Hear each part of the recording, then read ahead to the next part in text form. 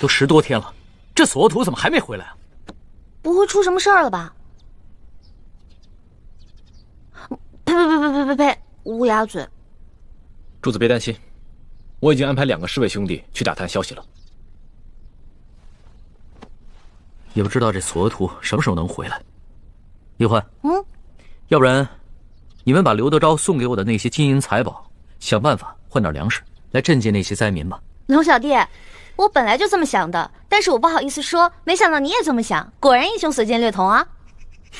欢妹，你又不知轻重了，怎能跟主子并称英雄呢？哎，无妨，在我的心里啊，易欢一直是一个巾帼英雄，有眼光，有度量。主子，这件事情万万不可啊！如果拿刘德昭行贿的金银珠宝去买大批的粮食，就会引起刘德昭和裘贵的注意，他们一定会识破主子跟他们不是一条船上的人，说不定他们会铤而走险，向主子您下手，强龙难压地头蛇呀！李公公说的没错，刘德昭一定安排了诸多眼线盯着我们。眼下索大人情况不明，我们切不可轻举妄动。我们顶多在城的东南西北各设一处粥棚，但不可再大肆赈济灾民，万一有什么闪失，我等担待不起。你们说的对啊，是我考虑不周。一时的赈济只能缓解眼前的灾情，而不能一劳永逸。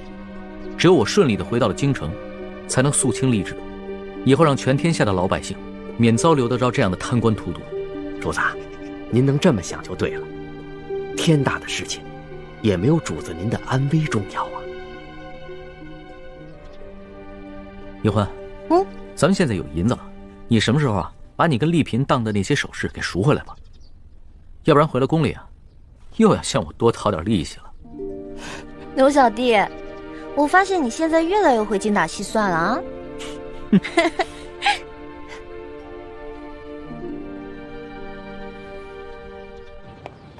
车官啊，这龙三那里现在有什么异常啊？没有，他就是在城里多设了几处粥棚，然后12个时辰不间断的施粥。